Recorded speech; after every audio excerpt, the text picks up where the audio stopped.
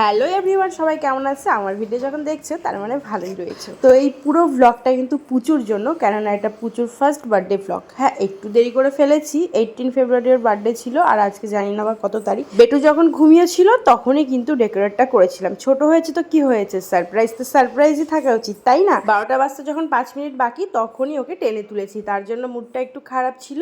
তো ওই 5 মিনিটের মধ্যে যা ভিডিও ছবি তোলার তুলে নিয়েছি। আর তখনও বেটুর বাবা আসেনি। আমি চেয়েছিলাম সবটা একদম টাইমের মধ্যেই করতে, কেননা প্রথম বার্থডে বলে কথা, আর আমি ওর খুশির সঙ্গে কোনো কিছু কম্প্রোমাইজ করতে পারবো না। কিন্তু কেক কাটিং করতে করতে ও চলে আসে।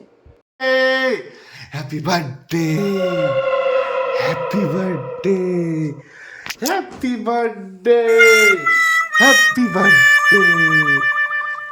A few moments later. কি করেছি? কে করলো? না আমরা। আমি। সব সময় ক্রেডিট নেবে। পুচু হ্যাপি বার্থডে।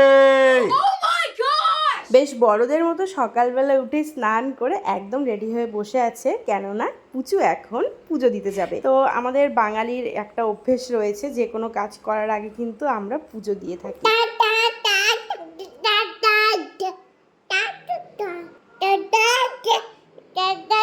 একদম ভয় পাবেন না, এই আওয়াজ মিষ্টির দোকান থেকে বা আমিও করিনি, এটা পুচু করেছে। যেহেতু আমি ভয়েস দিচ্ছি, এটা দেখে নিয়ে ও এখন দেবে, কারণ একটু একটু করে বড় হচ্ছে। তো যাই হোক, আমরা ডিসাইড করি বজরংবলির কাছে যাব, কেননা পুচু ছোটবেলা থেকে হনুমান চল্লিশা শুনতে বেশ পছন্দ করে, বেশ গুরুত্ব দিয়ে শোনে। যেহেতু এখন তো বলতে পারবেন ওর প্রিয় ঠাকুর কি, তো আমাদের মনে হয়েছে ওর প্রিয় ঠাকুর বজরংবলী, সো আমরা ওখানেই পুজো দিয়ে নিই। তারপরে একটু কিছু কেনাকাটি ছিল, সেই সব কমপ্লিট করে নিয়ে আমরা সোজা চলে যাই বাড়িতে। তো বাড়িতে এসে আমি সবকিছু ডেকোরেট করেছিলাম, আর জন্মদিনটা খুব একটা বড়সড় করে করা হয়নি, ছোট মোটো নিজেদের মধ্যে আর পাড়ার আশেপাশে দিয়েই করেছিলাম। যারা আমার ভিডিও নিয়মিত দেখেন তারা তো জানেনই আমি ডেকোরেট করতে কতটা ভালোবাসি। আর এই দিকে এই দেখুন, ধুতি পাঞ্জাবি পরে বরমশাই একদম রেডি। এর আগের বছর এই সময় এই টাইমে আমি পেটের ব্যথায় নার্সিং হোমে বেডের মধ্যে শুয়ে রয়েছি, আর আজকে দেখুন দিব্যি কি সুন্দর একা একাই বসে রয়েছে। নেক্সট ইয়ার আরো কত বড় হয়ে যাবে, সত্যি দিন কিভাবে পার হয় বোঝাই যায়। তো এরপরে চলে আসে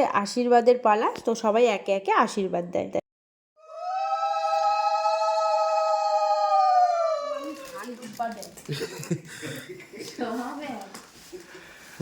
পুচু আরে সরো।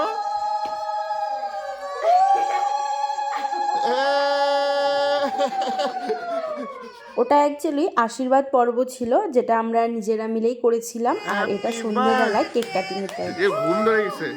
Happy birthday to Puchu, happy birthday Puchu, happy birthday.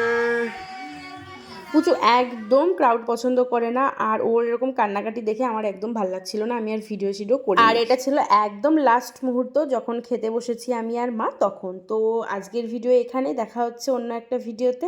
আজকের জন্য রাখি তাহলে, টাটা।